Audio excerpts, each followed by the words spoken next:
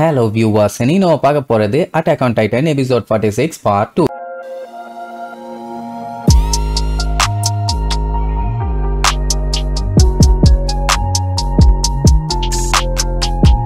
Open பண்ணா அந்த Titan பாத்தீங்கன்னா ஆல்மோஸ்ட் செவுத்துக்கிட்ட வந்துருச்சு. சோல்ஜர்ஸ் எல்லாம் முடிஞ்ச அளவுக்கு அந்த டைட்டனை தடுக்கிறதுக்காக கெனானை யூஸ் பண்ணி கண்ணா பின்னான்னு சுடுவானுங்க. பட் இவங்க என்ன முக்குனாலும் அது வேலைக்கே ஆகல. சரி சுட்டுட்டு இருக்கும்போது திடீர்னு ஸ்டாப் ஆச்சு. பஞ்சாயத்து ஓவர்னு பார்த்தா அது பாடியில இருந்து பயங்கரமா ஸ்டீம் ரிலீஸ் ஆகும். ஐயோ இது ரொம்ப ஆபத்தாச்சேன்ட்டு இன்னும் கேப் போடாம சுடுவானுங்க. இன்னும் ஸ்டீம் அதிகமா ரிலீஸ் ஆகி அது செவுத்த பிடிச்சு கொஞ்சம் கொஞ்சமா மேல ஏற ஆரம்பிச்சிடும். எர்வின் பார்த்துட்டு நம்ம லேட் பண்ணிட்டோமா அப்படின்னு சொல்லிட்டு இருக்கும் போதே அது அதோட கையை தூக்கி அப்படியே செவுத்த பிடிக்கும் பாருங்க. அப்படி புடிச்சதுக்கே அந்த இடமே சுக்கலா நொறுங்கி ஏகப்பட்ட பாறையை தெரிச்சு உள்ளுக்குள்ள வந்து விழும். அப்படியே செவுத்த புடிச்சு மேல எந்திரிக்கும் பாருங்க. உள்ள இருக்க மக்கள் எல்லாம் பார்த்துட்டு மிரண்டுருவாங்க. என்னன்னா இந்த டைட்டன் பாத்தீங்கன்னா செவுத்துக்கு மேல ஹைட்டா இருக்குது. என்ன ஒண்ணு கொடுமைன்னா மூஞ்சி தேய்ச்சிக்கிட்டே வந்ததுனால தேஞ்சு போய் மொசரகட்டைய பார்க்கவே கர்ண கொடூரமா இருக்குது. சும்மாவே டைட்டன்ஸ்னாலே பயந்து நடுங்குவாங்க. இந்த மாதிரி ஒரு உருவத்துல வந்தா எப்படி இருக்கும்? அதுல இன்னொரு காமெடி என்னன்னா வயிறும் ஃபுல்லா கிழிஞ்சு போயிருக்குதா.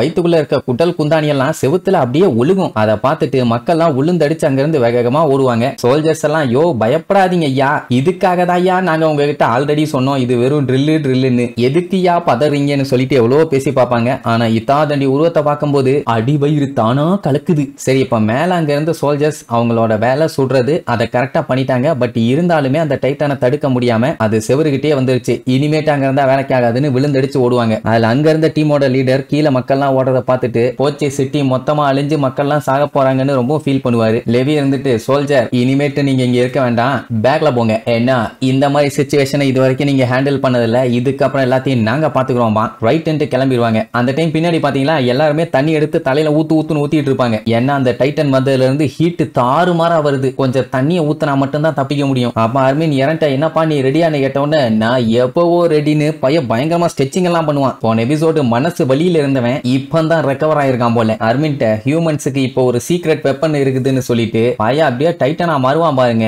வேற லெவல்ல இருக்கும். அதே நேரம் gears and gunpowder barrel ஒன்னா சேர்த்தி 2 ஐட்டம் ரெடி பண்ணி வச்சிருந்தாங்கல்ல, அதை கரெக்டா நம்ம கமாண்டர் எர்வின் சிக்னல் கொடுத்த அடுத்த செகண்ட் அது செவுத்த ஹோல்டு பண்ணிட்டு இருக்குதுல்ல, அந்த கைக்கு எய்ம் பண்ணி அடிப்பாங்க. ஒக்கி போய் லாக் பண்ணி பேரல் போய் இடிச்சு பட்டால்னு வெடிச்சு தெரியும். சோ அந்த செவுத்த ஹோல்ட் பண்ணிட்டு இருந்தது அதோட கை தான். அது 2 கையுமே பிளாஸ்ட் பண்ணி உடச்சிட்டா என்ன ஆகும்? பேலன்ஸ் இல்லாம தடுமாறி அந்த செவுத்திலேயே பொத்துன்னு கீழே விடும். அப்புறம் என்ன அடுத்து டே இறனு வேலையை காமிடான்னு சொன்ன உடனே நம்ம பையன் மின்னல் வேகத்துல அடிச்சு புடிச்ச அந்த டைட்டனோட மூஞ்ச நோக்கி வேகமா ஓடுவான். அந்த டைம் இவங்க இந்த டைட்டனை எதிர்த்து சண்டை போறதுக்கு என்ன பிளான் பண்ணாங்கன்னு இதுக்கு முன்னாடி நடந்த சம்பவத்தை காட்டுவாங்க. அதாவது இவங்களோட கோல் வந்து இந்த டைட்டனை தடுக்கிறதோ பிடிக்கிறதோ இல்ல, கொல்றது. அதுக்கு நிறைய கன் பவுடர் தேவை. கன் பவுடர் யூஸ் பண்ணி அட்டாக் பண்ணாலே போதும், அது பாடியில ஜெனரேட் ஆகிற ஹீட்டை வச்சு அந்த பவுடர்ஸ் வெடிச்சிரும். என்ன மெயினா வெடிக்கும் போது பின்னாடி இருக்க கழுத்து வெடிச்சு தெரிக்கணும். அப்பதான் அந்த டைட்டன் கம்ப்ளீட்டஸ் ஆகும். எர்வின் பாத்தீங்கன்னா சம புத்திசாலி. அந்த டைட்டன் மூஞ்ச தரையில வச்சு தேய்ச்சிக்கிட்டே வருது இல்ல, அப்படி வரதுனால டெஃபினட்டா அதோட மூஞ்சி பகுதி கண்டிப்பா ஓபன்ல தான் இருக்கும்.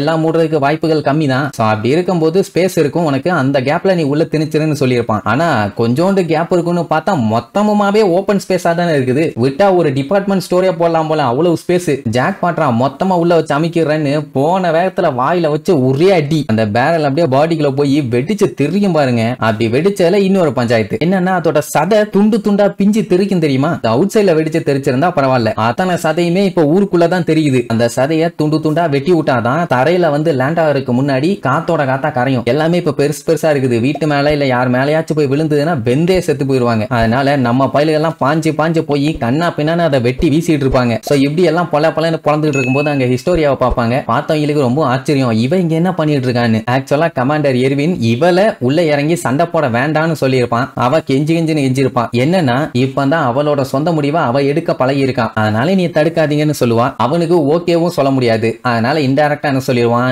என் பாடி இருக்க கண்டிஷனுக்கு என்னால உன்னை தடுக்க முடியாது அப்படின்னு என்ன அர்த்தம், நீ பண்றத பண்ணு ஆனா நான் உன்ன பண்ணாதான் தான் சொல்லுவேன் அப்படிங்கிற மாதிரி. அதாவது எர்வின் வந்து பர்மிஷன் கொடுக்கல, இருந்தாலும் அவன் இறங்கி போராடுவேன்னு களத்துல இறங்கி இருக்கான். இப்ப என்னன்னா இது சின்ன புள்ளத்தனமா தான் இருக்குது. ஆனா என் வாழ்க்கையில சொந்தமா முடிவு எடுத்து என் டாடி கூட போடுற ஃபர்ஸ்ட் சண்டை, அதனால நான் இதை பண்ணியே தீரணும்னு சொல்லிட்டு பாஞ்சு போய் அங்க இருக்க ஒரு ஃபிளஷ சரக்குன்னு ஒரு வெட்டுவா. இதுல காமெடி என்னன்னா அதுதான் அந்த டைட்டனோட கழுத்து பகுதி. அங்கதான் அவங்க அப்பனோட பாடி பாடி இருந்துச்சு. அவங்க அப்பன் கழுத்திலேயே ஒரு போர்டு போட்டுட்டான். இத அவ எக்ஸ்பெக்ட் பண்ணல, ஆனா போட்டுட்டான். அந்த டைம் அவங்க அப்பாவை பத்தி சில பல மெமரிஸ் எல்லாம் அவளுக்கு வரும். என்னன்னா அவங்க அப்பா ராட் ரைஸ் அவங்க அப்பா கிட்ட கதறி இருப்பாரு, நம்ம எல்லா டைட்டன்ஸையும் கொன்றுவோம்னு. அவர் ஒத்துக்கல. சரி, இப்ப அவன் தம்பி வந்து அந்த ஃபவுண்டிங் டைட்டனா மாறிட்டான். அவனை கொல்ல சொல்லி கெஞ்சி பார்த்தா அவனும் கேட்கல. அடுத்து அவரோட பொண்ணு கிட்ட சொன்னாரு, என்கிட்ட விட்டீங்கல்ல நான் பாத்துக்கிறேன்னு சொல்லியிருந்தா. பட் அவளுமே கடைசியில அதை பண்ணவே இல்லை. இதெல்லாம் அவன் மைண்டுக்கு அப்படியே வரும். டாப்னு கண்ண திறப்பா, பட் ஆள்னு வெடிச்சு தெரியும். கம்ப்ளீட்டா அந்த டைட்டன் பீஸா தெரிச்சிருச்சு. நம்ம ஹிஸ்டோரியாவும் பாத்தீங்கன்னா தெரிச்சடிச்சு வந்து விழுவா. இப்ப என்னன்னா மொத்த சிட்டியும் காப்பாத்தியாச்சு. இப்போ மக்கள் கண்ணு முன்னாடி இவ சண்டை போட்டு எல்லாத்தையும் காப்பாத்தி இருக்கால. எல்லாரும் சண்டை போட்டாங்க. பட்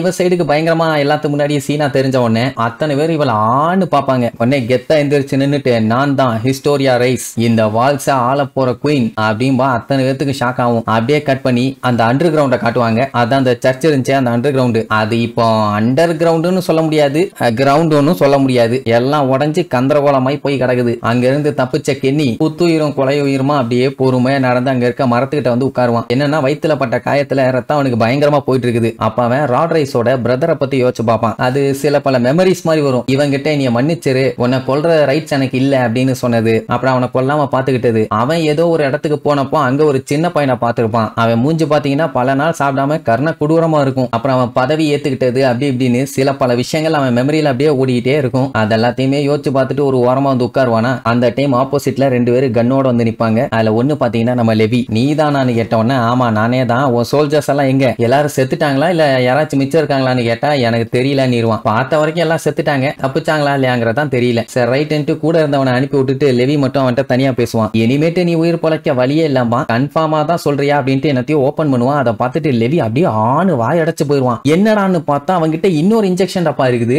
அதான் ராட் ரைஸ் வச்சிருந்தால அதே மாதிரி இன்ஜெக்ஷன் டப்பா தான். அதை மட்டும் கையில குத்திட்டான்னா அவன் டைட்டனா மாறிடுவான். அதான் நம்ம பையன் மிரண்டு போயிருக்கான். சரி, இனி இதுக்கப்புறம் கென்னி ஏதாச்சும் டைட்டனா மாதிரி சம்பவம் பண்ண போறானா இல்ல லெவி அவனை போட்டு தள்ள போறானான்னு அடுத்தடுத்த எபிசோட்ல பார்க்கலாம். டாடா.